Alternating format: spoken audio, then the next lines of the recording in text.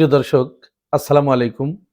শুরুতেই আমরা অভিনন্দন জানাচ্ছি বাংলাদেশ জাতীয়তাবাদী দল বিএনপিকে। তারা ত্রয়োদশ জাতীয় সংসদ নির্বাচন ২০২৬ এই নির্বাচনে যে অভূতপূর্ব ফলাফল করেছে, সেই ফলাফলের জন্য তারা ৫ বছরের জন্য নতুন সরকার গঠন করতে যাচ্ছে। আমরা জাতীয়তাবাদী দলকে অভিনন্দন জানাচ্ছি জনাব তারেক রহমানকে। গণতন্ত্রের সৌন্দর্য হচ্ছে একটি শক্তিশালী বিরোধী দল থাকা এবং একজন রাষ্ট্র ক্ষমতায় অধিষ্ঠিত থাকবে। বিজয়ী দল তারা রাষ্ট্র পরিচালনা করবে এবং বিরোধী দল তাদের গঠনমূলক সমালোচনা করে তারা যে ভুলগুলো করে সেই ভুলগুলো ধরিয়ে দেবে, জনগণের সামনে সেগুলো উপস্থাপন করবে এবং পরবর্তী নির্বাচনে জনগণ যদি শাসক দলের ওই ভুলগুলোর কারণে নাখোশ হয়ে আবার বিরোধী দলকে ক্ষমতায় নিয়ে আসে, তাহলে আবার তারা শাসক দল হবে এবং শাসক দল বিরোধী দল হবে। এটিই হয়ে আসছিল দীর্ঘদিন ধরে। মাঝখানে যদিও লম্বা একটা সময় শেখ হাসিনা এই পরিবেশটা ধ্বংস করে দিয়ে গিয়েছিল, যার কারণে বাংলাদেশের মানুষকে প্রচন্ড সাপারার হতে হয়েছে। বাংলাদেশের মানুষ ১৭ বছর একটা ফ্যাসিস্টের জাতাকলে পিষ্ট হয়ে তাদের জীবন নাভিশ্বাস উঠে গিয়েছিল। আমরা আশা করব জনাব তারেক রহমানের হাত ধরে যে নতুন সরকার গঠন করতে যাচ্ছে বিএনপি, তারা যেন এই বিষয়টি মাথায় রাখে। অপরদিকে জামাত ইসলামের প্রতি আমাদের অনুরোধ থাকবে, আপনারা কি কারণে হেরেছেন সেটি পরিষ্কার, আপনাদের দুর্বলতা কোথায় সেটিও আপনারা জানেন। আমরা বারবার সোশ্যাল মিডিয়ায় কাজ করার কারণে আপনাদেরকে ধরিয়ে দিয়েছি যে এই জায়গায় আপনারা কাজ করবেন, কিন্তু সেই জায়গাগুলোতে আপনাদের প্রচন্ড ব্যর্থতা ছিল, দুর্বলতা ছিল। সর্বোপরি ২০২৬ সালে জামাত ইসলাম শাসন ক্ষমতায় চলে যাবে এরকম প্রিপারেশন আসলে তাদের ছিল না। এটা আমি আমার বেশ কয়েকটা ভিডিওতেও বলেছি, তাদের এই প্রস্তুতি ছিল না। এমনকি আজ থেকে প্রায় ৪-৫ মাস আগেও জামাত ইসলাম ভাবতো যে তারা বিরোধী দলেই যাবে। তো হঠাৎ করে ৪-৫ মাসের প্রস্তুতিতে তো আসলে শাসক দলে যাওয়া যায় না। তারপরেও তারা এগিয়েছে, যথেষ্ট আসন সংখ্যা পেয়েছে। সর্বশেষ হিসাব অনুযায়ী বিএনপি ২১০, জামাত ইসলাম ৭১, এনসিপি ৬, এরকম সব মিলিয়ে হয়তো ২১০ ফিক্সড। এটা তারা বিপুল সংখ্যাগরিষ্ঠতা নিয়ে বিএনপি সরকার গঠন করতে যাচ্ছে। এখানে ১১ দলীয় জোটের পক্ষ থেকে নির্বাচনে ব্যাপক কারচুপির অভিযোগ আনা হয়েছে। বেশ কিছু অভিযোগের সপক্ষে তারা ডকুমেন্টস উপস্থাপন করেছে এবং নির্বাচন কমিশনেও তারা এখন যাওয়ার ঘোষণা দিয়েছে। নির্বাচন কমিশন যদি তাদের এই সমস্ত ডকুমেন্টসগুলো দেখার পরে কোনো সিদ্ধান্ত না দিতে পারে, সন্তোষজনক জবাব না দিতে পারে, তাহলে জামাত ইসলামের পক্ষ থেকে আন্দোলনের ঘোষণা দেওয়া হয়েছে, তারা আন্দোলনে নামবে। হ্যাঁ, বিরোধী দল হিসেবে আন্দোলনে তো আপনি যাবেনই, অবশ্যই আন্দোলন আপনাকে করতেই হবে। অনিয়ম এগুলোর বিরুদ্ধে তো আন্দোলন করতেই হবে। তবে আমার কাছে মনে হয় ফলাফল মেনে নেবার মানসিকতা থাকতে হবে প্রত্যেকেরই। এরা সবচেয়ে এখানে ভালো নজির উপস্থাপন করেছেন শিশির মনির। সর্বপ্রথম তিনিই কিন্তু ঘোষণা দিয়েছেন ফেসবুক পোস্টে এবং তার যিনি বিজয়ী প্রার্থী, ধানের শীষের প্রার্থীকে তিনি অভিনন্দন জানিয়েছে। এই যে কালচার, এই কালচারটা থাকা ভালো। আর জামাত ইসলাম এখন নির্বাচন কমিশনে যেতে চাচ্ছে, তারা তাদের পক্ষের ডকুমেন্টসগুলো অবশ্যই নির্বাচন কমিশনে জমা দেবে, সেগুলো উপস্থাপন করবে।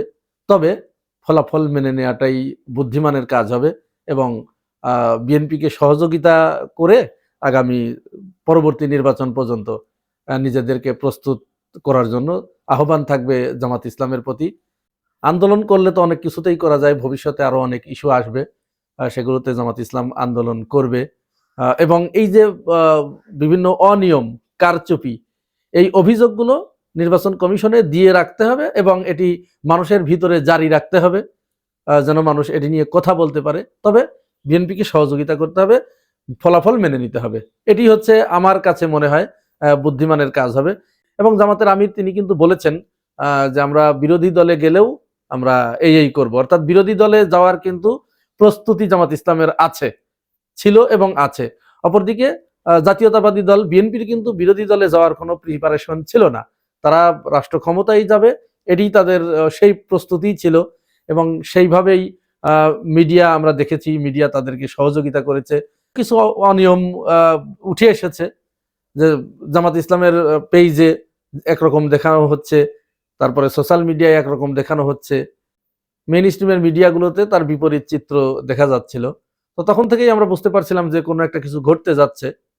সুতরাং অভিযোগগুলো দায়ের করে এর সত্যতা যদি আপনারা প্রমাণ করতে পারেন, কোন কোন কেন্দ্রে অনিয়ম হয়েছে, কোথায় কোথায় কারচুপি হয়েছে, কোথায় কোথায় ইলেকশন ম্যানিপুলেট করা হয়েছে, কোথায় কোথায় ইলেকশন ইঞ্জিনিয়ারিং করা হয়েছে, ফল আটকে গেছে কোথায় কোথায়, এগুলো আপনারা মানুষের সামনে নিয়ে আসেন, জনগণের সামনে নিয়ে আসেন, নিয়ে সেগুলো নিয়ে কথা বলতে থাকুন। আর তারেক রহমানের নেতৃত্বে জাতীয়তাবাদী দল সরকার গঠন করুক। তারেক রহমানের কাছে আমাদের যে আশাটা থাকবে, যে চাওয়াটা থাকবে, সেটি আমরা কিন্তু জুলাই গণ অভ্যুত্থানের মধ্য দিয়ে আমরা এই জায়গায় এসেছি। শেখ হাসিনাকে বিরোধিতা করার মূল জায়গাটা ছিল কিন্তু সে স্বৈরাচার হয়ে উঠেছিল, ফ্যাসিস্ট হয়ে উঠেছিল।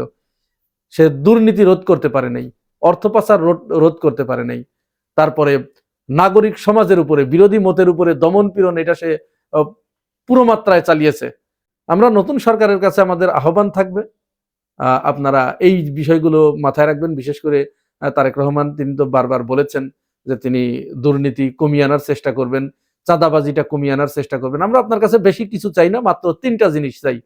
আপনি জুলাই সনদটা বাস্তবায়ন করবেন। এখানে হা ভোটে জয়যুক্ত হয়েছে, আমরা শুনেছি বেসরকারিভাবেই হা জয়যুক্ত হয়েছে।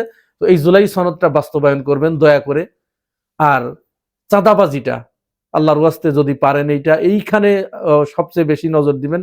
এইটা কিন্তু মানুষকে সবচেয়ে বেশি ক্ষুব্ধ করেছে। চাঁদাবাজিটা জিরো পর্যায়ে নামিয়ে আনবেন।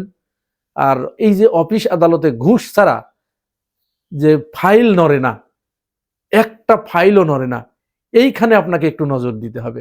এইখানে যদি আপনি নজর দেন, তাহলে আপনার সরকার ভালো করবে এবং ভালোভাবে চলবে। না হলে শেখ হাসিনাকে যারা ফাংশন করতে দেয় নাই, শেখ হাসিনাকে যারা অজনপ্রিয় করে তুলেছিল, তারাই কিন্তু এখনো রয়ে গেছে।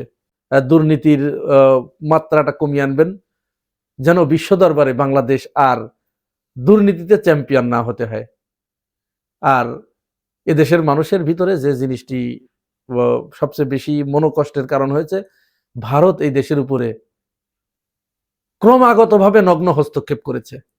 তারা শেখ হাসিনাকে এখানে এমন ভাবে সেট করেছিল যে বিএনপিকে সবচাইতে, মানে দেশনেত্রী বেগম খালেদা জিয়াকে তারা এখান থেকে মাইনাস করতে চেয়েছিল।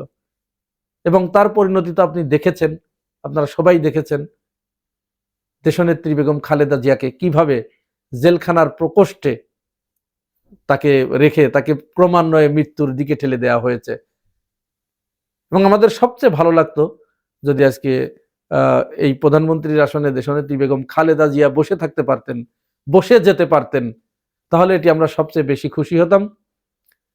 তো যাই হোক, সব মিলে আপনার প্রতি অনেক বড় আশা, বাংলাদেশের মানুষের শুভকামনা এবং আশা, এই আশাগুলো পূরণ করবেন। আর আমরা আপনার অবশ্যই যে ভুলগুলো থাকবে, জুলাই গণ অভ্যুত্থানের বিপক্ষে যখন আপনি চলে যাবেন, ভারতমুখিতা যখন আপনার দলের ভিতরে বা আপনার নীতির ভিতরে আমরা দেখতে পাবো, তখন কিন্তু অবশ্যই আমরা আপনাকে বিরোধিতা করব।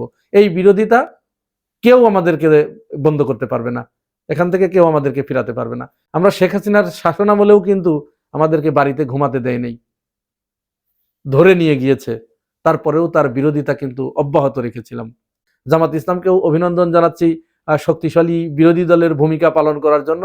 এবং এই যে একটা গণজোয়ার সৃষ্টি হয়েছে জামাতের পক্ষে, এই গণজোয়ারটা ধরে রাখার জন্য পরবর্তী নির্বাচনে আপনার কোথায় কোথায় গ্যাপ আছে, আপনার মিডিয়ায় সমস্যা আছে, মিডিয়ার কেউ আপনাকে মেনে নেয় নেই, যার কারণে মিডিয়া থেকে বিন্দুমাত্র কোনো সহযোগিতা তো দূরের কথা, বিমাতা সুলভ আচরণ পেয়েছেন।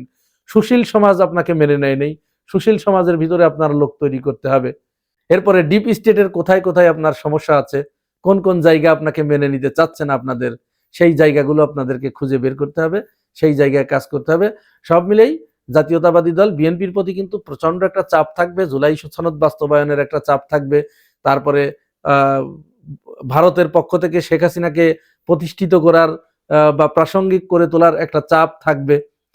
শেখ হাসিনা যে অর্থনীতিটা একেবারে ধ্বংস করে দিয়ে গেছে, সেই মৃতপ্রায় ধ্বংসপ্রায় অর্থনীতিকে একটা জায়গায় পৌঁছিয়ে দেবার এটার একটা চাপ থাকবে। চাঁদাবাজি যে এদেশের বড় সমস্যা, সেই চাঁদাবাজি রোধ করার একটা চাপ থাকবে। দুর্নীতি যে অনেক বড় একটা সমস্যা, সেই দুর্নীতি রোধ করার একটা বড় চাপ থাকবে। সব মিলে একটা বড় চাপ নিয়েই কিন্তু জনাব তারেক রহমান তিনি রাষ্ট্র ক্ষমতায় অধিষ্ঠিত হতে যাচ্ছেন। বিরোধী দল আপনার উপরে এই চাপগুলো কিন্তু ক্রিয়েট করবে, প্রেশার ক্রিয়েট করবে। সব মিলেই আপনাকে সেইভাবে দেশ পরিচালনা করতে হবে। আর জামাত ইসলামের যারা নেতাকর্মী আছেন, যারা দীর্ঘদিন কষ্ট পরিশ্রম করেছেন, আপনাদের কষ্ট পরিশ্রম বৃথা গিয়েছে এটি আমি মনে করি না। সুতরাং আপনাদেরকে অভিনন্দন, আপনারা কষ্ট করেছেন, আপনাদের কষ্টের ফল পেয়েছেন শক্তিশালী বিরোধী দল হিসেবে যাওয়ার। তবে আরো কিছু আসন হলে ভারসাম্যটা রক্ষা হতো। এই ভারসাম্যটা রক্ষা যাতে না হয় সেই ব্যবস্থাই করা হয়েছে অবশ্য। সব মিলেই সকলের প্রতি অভিনন্দন। নতুন সরকার, নতুন বাংলাদেশ, আমরা নতুন ভোরের দিকে এগিয়ে যাব এই প্রত্যাশা রেখে এখনকার মতো শেষ করছি।